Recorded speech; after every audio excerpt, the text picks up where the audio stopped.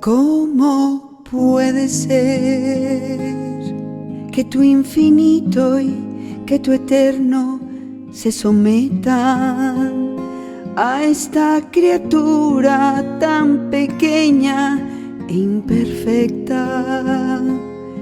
Que el todo amor no se resista y se me ofrezca. Comienzo invocando al Espíritu Santo. Sopla, mi Señor, sopla, Rabuní, mi Salvador y mi Señor, mi amor, mi todo. Ven, Espíritu Santo, ven. Ven a través del soplo de nuestro amor crucificado y resucitado. Buenas noches. No esperen una disertación sobre San Francisco, porque mi identidad es ser una madre de la cruz, una hija de San Francisco, pero una madre de la cruz. La idea de esta pequeña reflexión sobre San Francisco la pone el Señor en el corazón de Lourdes y de María al enterarse del año jubilar que se nos regala a toda la Iglesia como fruto de los 800 años del tránsito de San Francisco. Francisco no es solo un santo para admirar, es un hombre atravesado por el fuego del Espíritu y por el Evangelio, capaz de reavivar en cada uno el deseo de una vida nueva en el Espíritu. Recojo y os comparto las palabras del Papa León, que pronunció al inaugurar este año de gracia. Nuestra hermana muerte, citando a San Francisco el 3 de octubre de 1226, al acercarse a ella como un hombre finalmente en paz. Han pasado 8 siglos desde el tránsito del pobrecillo de Asís. Al inicio de su vida evangélica había sentido una llamada. El Señor me reveló que deberíamos de decir este saludo: el Señor te conceda la paz. Con estas palabras transmite a sus hermanos y a cada creyente la maravilla interior que el Evangelio había traído a su existencia. La paz es la suma de todos los bienes de Dios, un don que desciende de lo alto. Es el mismo saludo que el Señor resucitado dirigió a los discípulos asustados en el cenáculo la tarde de Pascua. La paz esté con vosotros. Sigo citando al Papa León. Queridos hermanos, el ejemplo y el legado espiritual de este santo, fuerte en la fe, firme en la esperanza y ardiente en la caridad, nos inspire a todos. Quisiera, desde mi pequeñez, compartir con vosotros mi meditación de acción de gracias sobre la vida de San Francisco y cómo el camino sencillo de unión con Dios es el medio que el Espíritu y mi Madre María me han regalado para poder ir profundizando y queriendo encarnar los acentos de la vida de mi Padre San Francisco que desde mi juventud me atrajeron. Más que ver en él un santo inalcanzable, siempre vi un testigo de lo que es encarnar a Cristo pobre y crucificado. Si tuviera que sintetizar brevemente los aspectos que cautivaban de una manera su corazón, mencionaría 3: el Cristo pobre del pesebre, la encarnación del Hijo de Dios, el Cristo pobre de la cruz, la pasión y muerte de nuestro Señor y el Cristo pobre del altar, Cristo Eucaristía. El mismo San Francisco invita a su familia. Ruego pues a todos ustedes, mis hermanos, besándoles los pies y con todo el amor que soy capaz, que manifiesten toda reverencia y toda la honra que ustedes puedan al Santísimo Cuerpo y la sangre de nuestro Señor Jesucristo, en la cual fueron pacificadas todas las cosas, así del cielo como de la tierra, sin olvidarme tampoco del amor que tenía a nuestra Madre, de la que él se consideraba su trovador. Voy a quedarme en un solo aspecto de su vida, para poder ir un poco más allá de las anécdotas o historias que han pasado a ser populares. El momento de su conversión. Seguir al Señor Jesús en el camino de la humildad y de la pobreza. Así entendía él. Tenemos el don de 2 retiros dados a la comunidad por medio de Lourdes sobre estas 2 virtudes.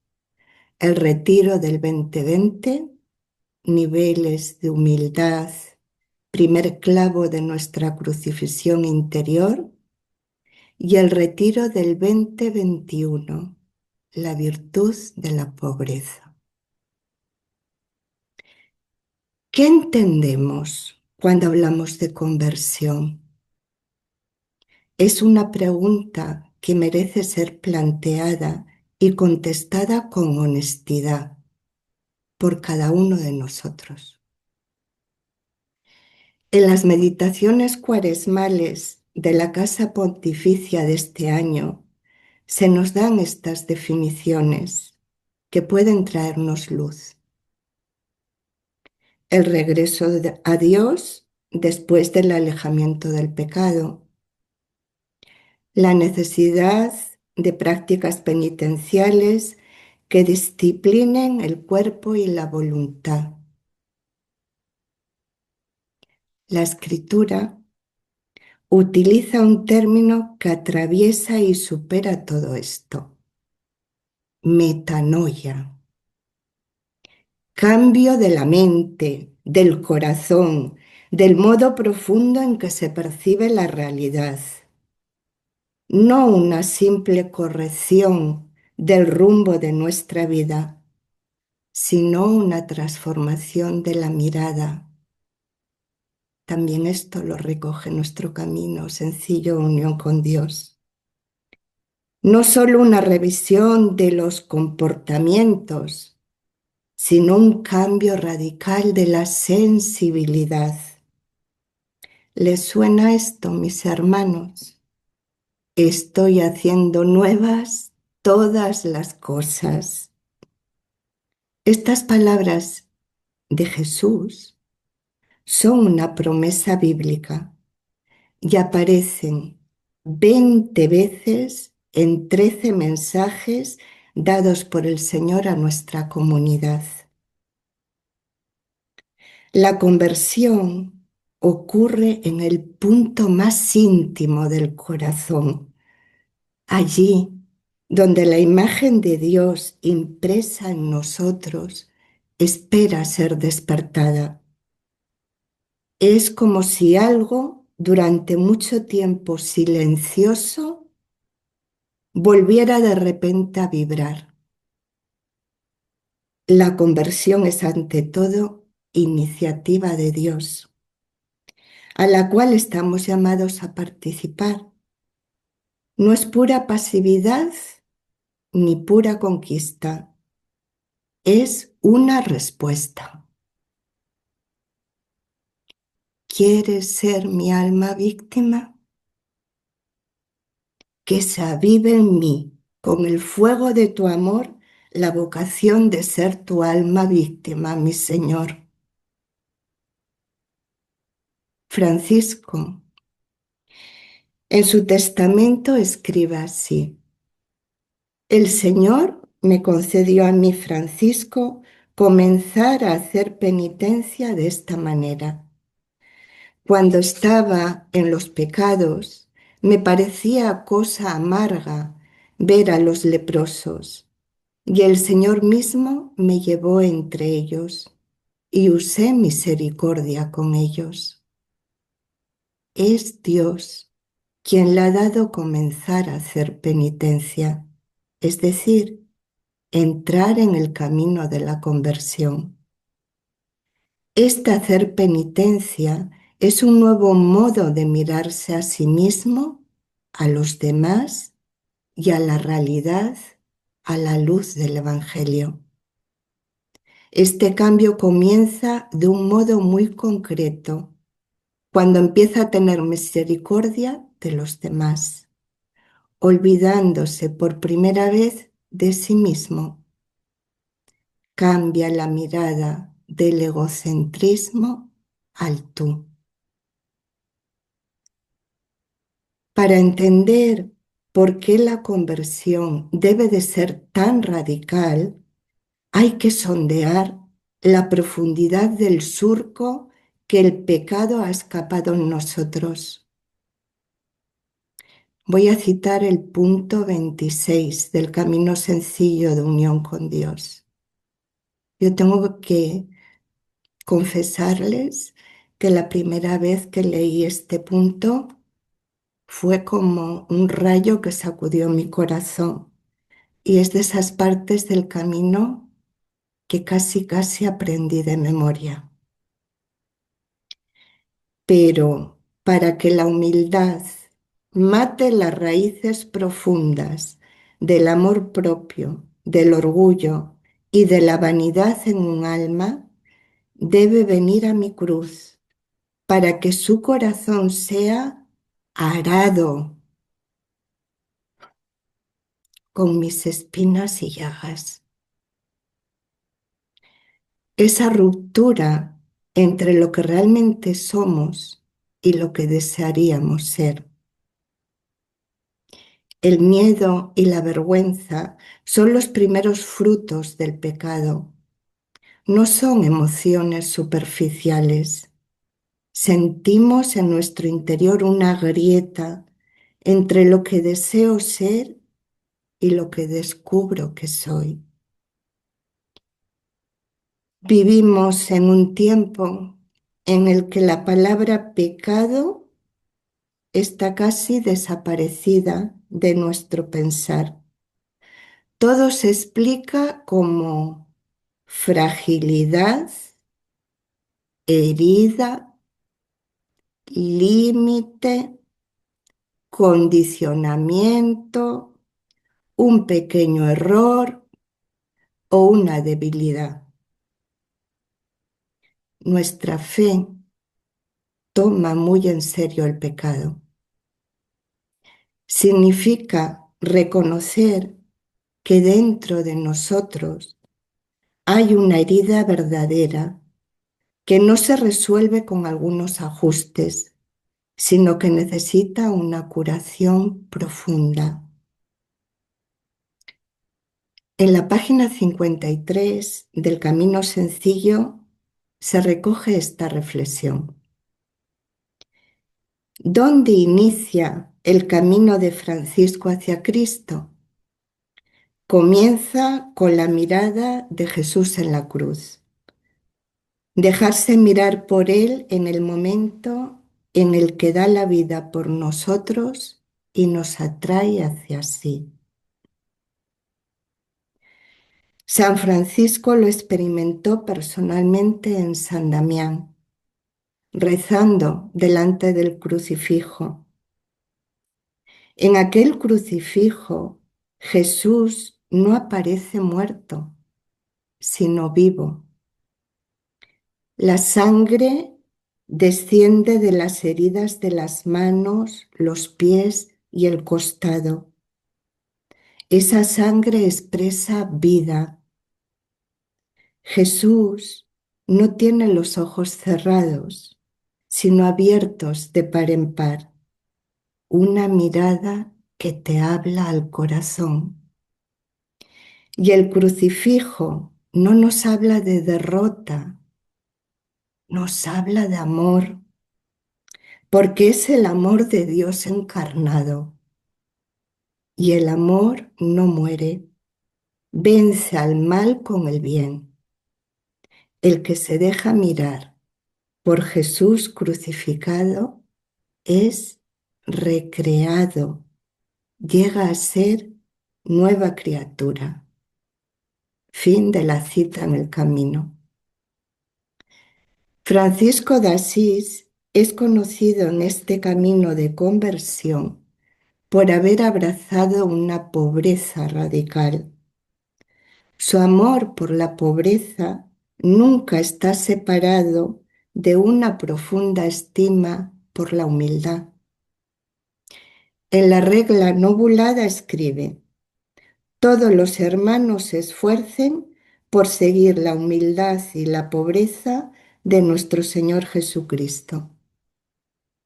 Y en el saludo a las virtudes escribe: la santa pobreza confunde la codicia, la avaricia y las preocupaciones del mundo.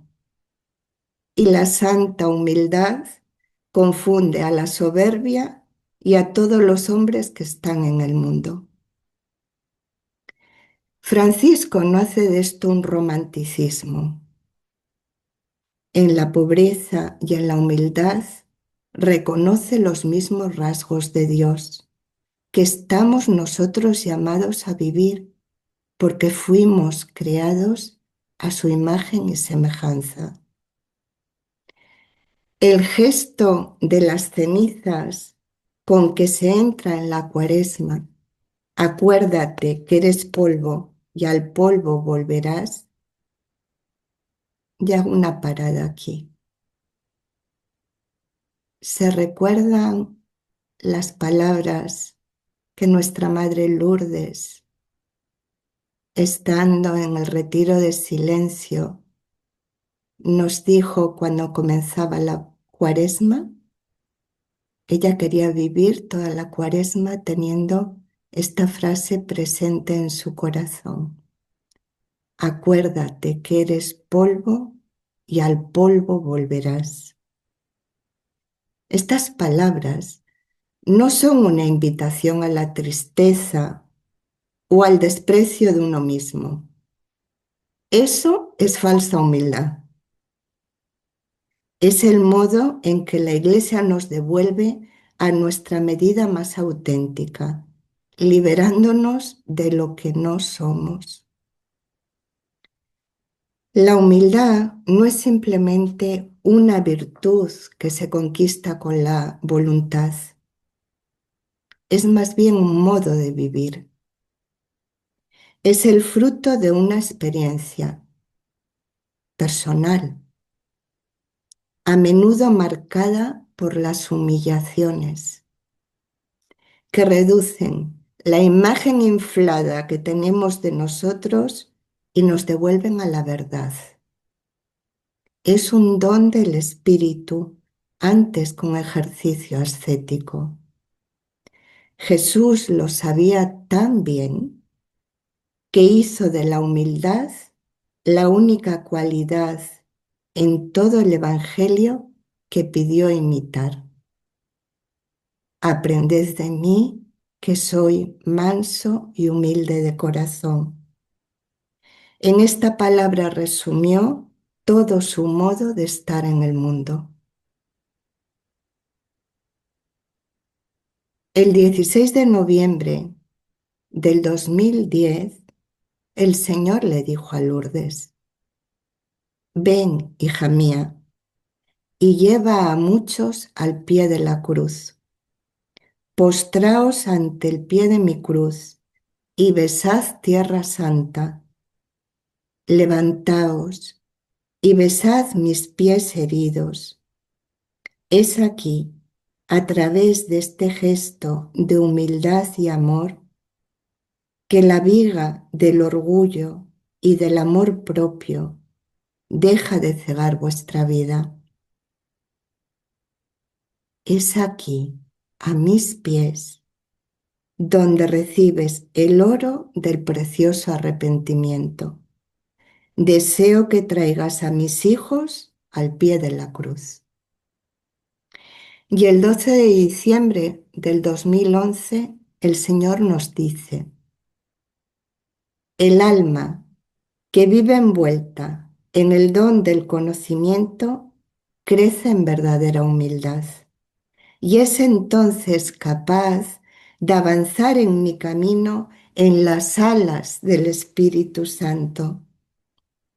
En ocasiones caerás y tendrás contratiempos, pero no te desanimes, pues estas caídas están destinadas a ayudarte a mantenerte envuelta en el don del conocimiento, el don de saber que no puedes hacer nada sin la gracia de Dios. Y el 20 de diciembre del 24, el Señor le dice a Lourdes: pequeña mía, tú deseas únicamente ser una conmigo, tu amado esposo.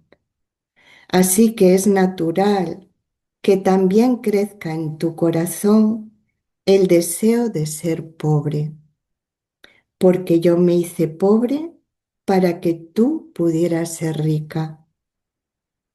El camino para llegar a ser puros y poseer corazones angélicos cuyas miradas nunca se aparten de mí es a través de la pobreza, la renuncia al amor propio.